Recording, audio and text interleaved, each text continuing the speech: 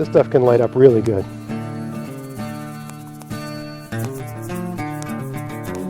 Right, that was definitely a 1, 2, 3, 4, 5 type operation. Okay, so that works great. Whoa, so that works.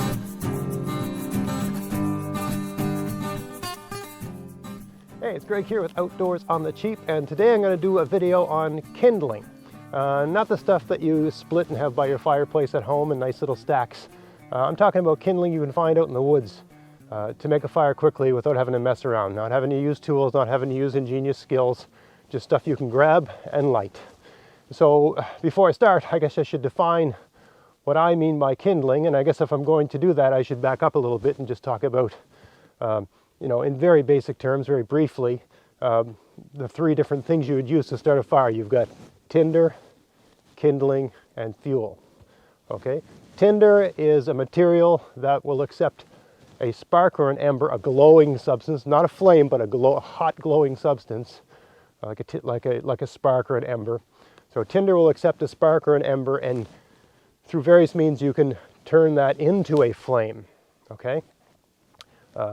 Kindling is a material that will accept a flame, and if you hold a flame to it and count to 5, 1, 2, 3, 4, 5, it's burning. Okay, that is the definition of tinder. It's a material that readily accepts flame. And there's different grades of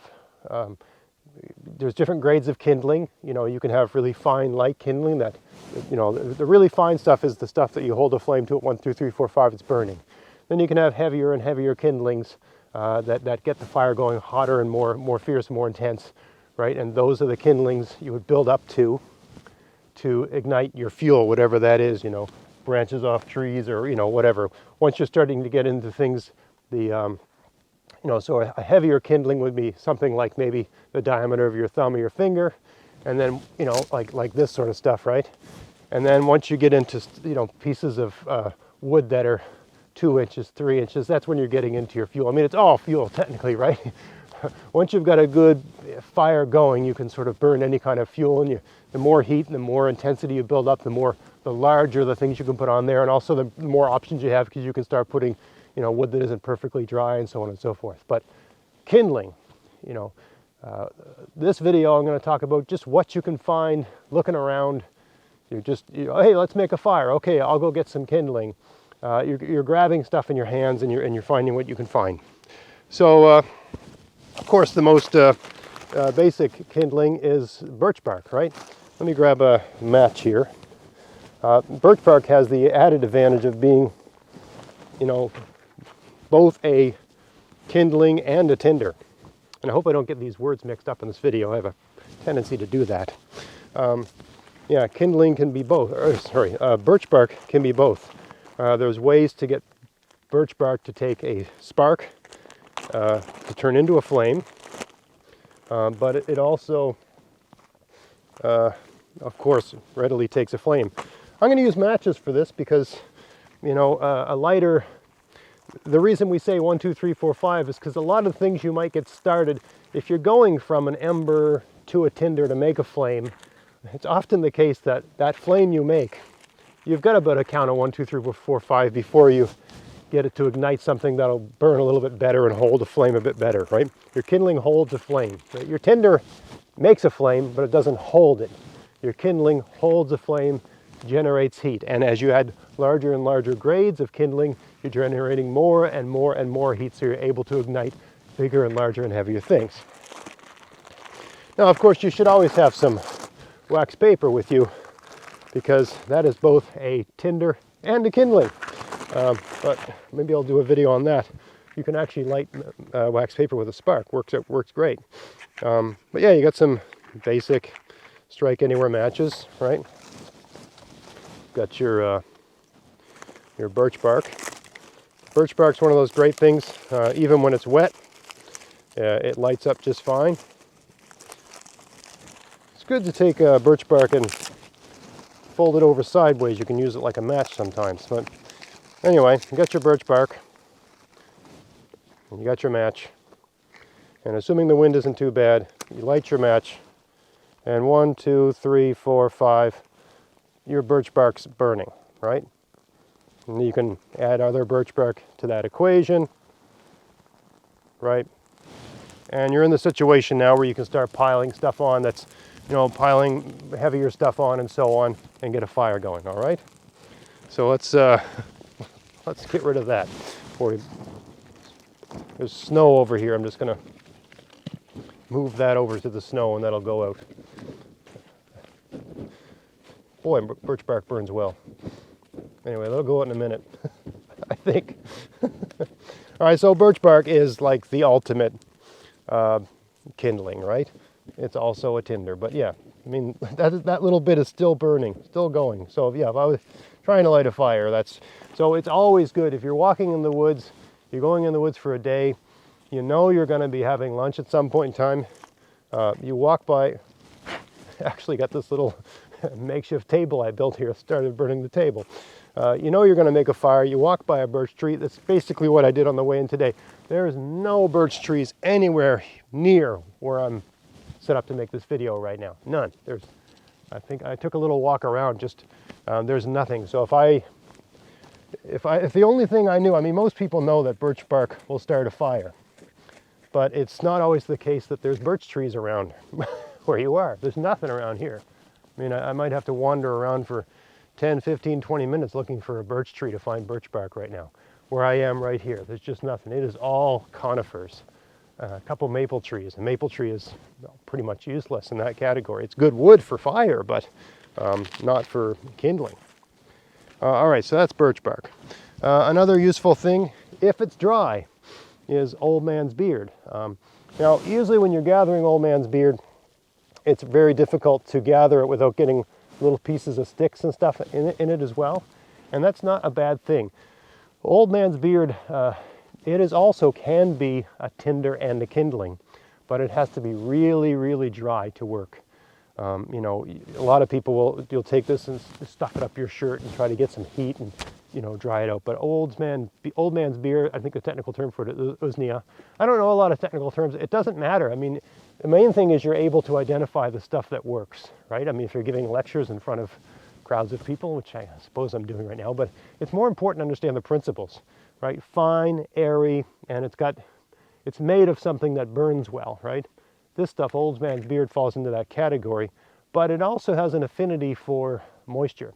If it's humid, if it's been raining, if the air has just got humidity in it, this stuff will become damp and moist, and it will not burn well. When it's really, really dry, it burns great, right? Just like cotton sort of thing, like wool, it burns great.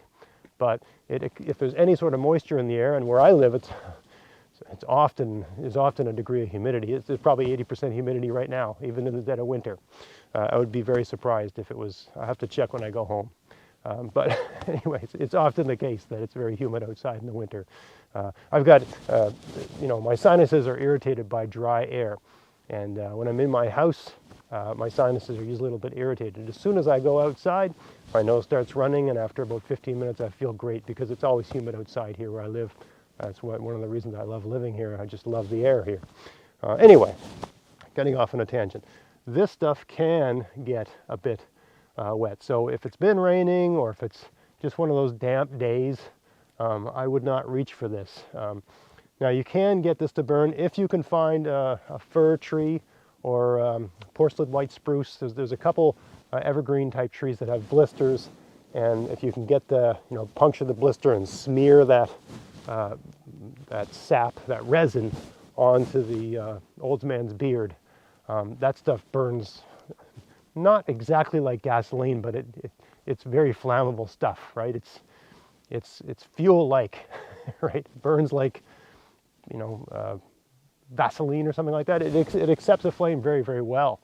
But again, that's a tedious thing. You have to figure out, and you have to look. I did a little looking around here. I could not find one tree with blisters around here. Maybe I'm just having a bad day and I'm not seeing things, but I couldn't find one tree around here with blisters. So anyway, let's fire up a match here and see if we can get this to light.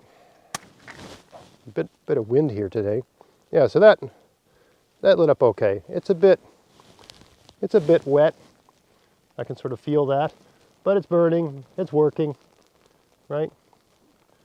So this would be enough to get stuff that wasn't quite as fine burning. Ooh, the match is away. right? Now I could put, little sticks over that or something like that, and that would get going, and then we could build up from there. But that will accept a flame, a small flame, turn it into a larger flame, allowing you to ignite other things. And usually, I mean, it's all over the place here, and I guess it's dry enough. It didn't rain last night. There was a little bit of snow coming down when I was gearing up this morning in the house, right? But yeah. So I mean, that could be used to ignite some material like this, or even something slightly heavier, right? That would start to go eventually. All right, so that's old man's beard. That's another thing that's easy to find. Put that out there. This table really wants to burn. Now, another thing that's easy to find sometimes is this sort of bird's nest type material. You can't always find this. I actually couldn't find anything really close by here. This is the best I could find. This is not as fine as I would like. You want really fine sticks, like, 1/16 of an inch, millimeter in diameter or less. I don't even know if this will light. You want to really get it into a bundle, right? And you want to hold your match right underneath the bundle. This may or may not light because it's not as fine. This is not the ideal material I was looking for. There's a particular type of tree that has little fine sticks that light up really well. I remember when I was in Cubs, they took us out and they taught us how to start fires, and they taught us how to use that stuff. Well, that stuff isn't anywhere near here. This is the closest thing that I could find. I think this is a fir or a spruce tree. I don't really know. But, it may or may not light. We'll see with one match. It's certainly not lighting on a 1, 2, 3, 4, 5 type thing.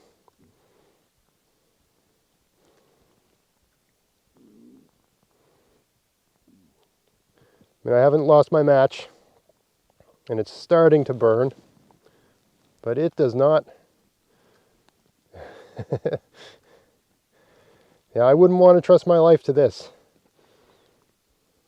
Maybe I should have gone a little finer. Looks like it's going. Right, so I mean, that worked, but it certainly didn't go with 1, 2, 3, 4, 5. Right, so this is not, it's a good secondary kindling, but maybe not an ideal primary kindling. Right, but it worked with one match, but reasonably skilled with this sort of thing, right? Anyway, see how easy that one was to put out? Another good indication of how good a kindling is how easy it is to put out. Now here's another one. So this stuff's all around the place. This is the tips of I think a fir tree, and for whatever reason, I mean, all the stuff, these little twiggy type things, I'm going into the thicker forest and I'm getting stuff that's underneath trees. It's protected. It's protected from the rain. It's protected from the elements, right?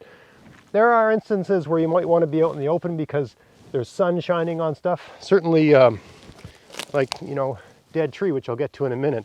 Sometimes it can be handy to be in an open space where there's a lot of air and there's a lot of sunlight acting on the tree. Sometimes that's the first thing to dry out after a long rain. Anyway, these little tips here with these, something burning there. Little tips here with just dead spruce needles or fir needles or whatever, evergreen needles. It's not pine, that's for sure. This stuff can light up. This stuff can light up really good.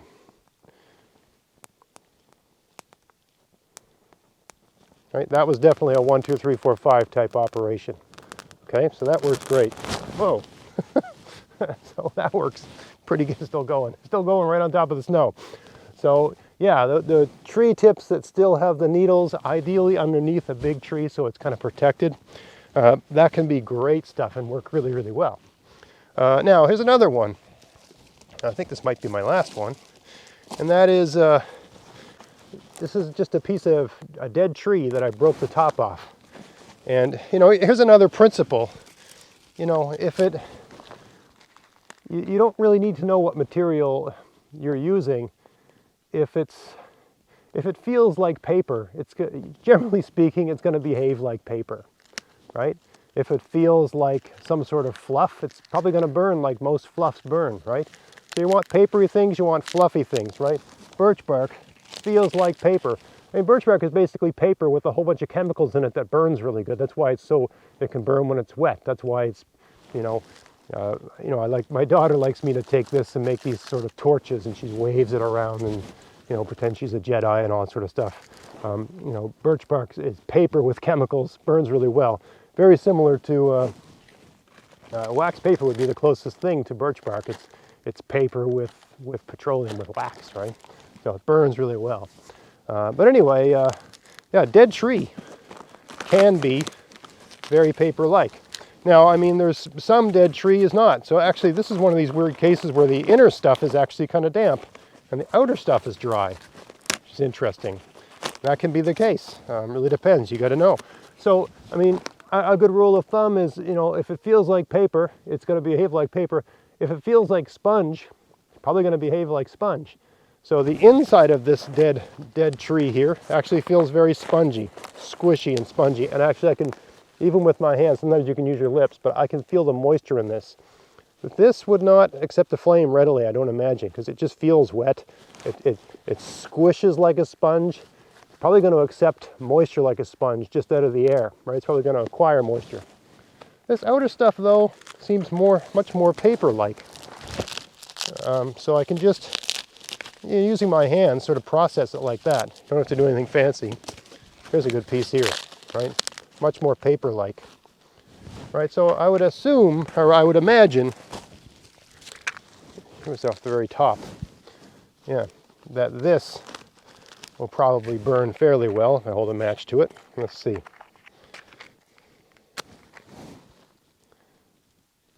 All right, yeah, see, it's behaving like paper, and it's lighting the way paper would light, right? So that's a pretty good kindling. And that's one that's probably one of the easiest things to find. I find myself using dead tree. This was just probably a dead spruce, I would imagine, more than anything else, right? So very easy to find, very easy to locate. Where I live, there's dead trees everywhere. But yeah, you got to be aware of what you're using. Just because it's a dead tree doesn't mean it's dry. Like this here piece is got that sponge-like quality. I'm holding it in the flame, still not burning, right? Doesn't want to burn, right? Whereas the outside stuff, you know, much more, you know, inclined to burn. This piece is making a liar of me, but I think I've made, there we go, right? Right? So you just have to be aware of that. If it feels like a sponge, it's probably going to behave like a sponge. It probably has it's probably going to draw moisture to itself. If it feels like paper, for sure it'll accept moisture, but it'll also dry out very fast. It's got that surface area and it can dry out. So let's see if I can just get that. There we go. Again, there's snow over here, just people that are worried about me catching the forest on fire. There's snow over here, it's putting things out. Don't worry so much. Not in danger. There's snow everywhere. The ground is covered in water in all the ways that matter.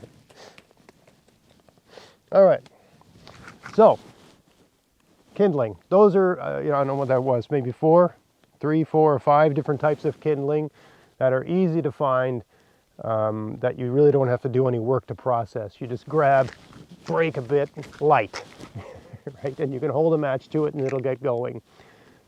You know, the drier those things are, the better. So, you know, I will do videos in the future. It's not like these things haven't been done on YouTube, but if people want to see me do it, I would need a really good, you know, to do a fair, the table keeps catching on fire. To do a fair treatment of the subject, I really would want to come out on a day when it's pouring rain, and it's been pouring rain all night, and show that it's really not a big deal to get a fire started after that's the case too, because there's plenty of things you can use in that situation as well. It's really not as complicated as you might think. It doesn't need to be.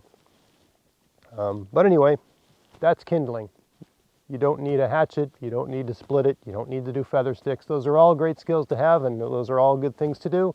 But you know, to me, the useful bushcraft skills are the ones that you're going to use 95% of the time, right? 95% of the time you're out in the woods, you're not starting a fire with sparks. You're using a match or a Bic lighter or something like that, unless you're really practicing on how to use, you know, a ferro rod with, you know, different kinds of tinder and that sort of stuff. That's a good skill set to have.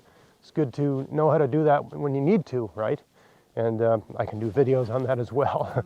I think I might do a tinder video next. But yeah, that's kindling, okay? Stuff you can just find and use without any work. Get a fire going quick, no messing around. So I hope you found that interesting. If you did, please like, share, subscribe. And until next time, enjoy the outdoors on the cheap. Thanks for watching.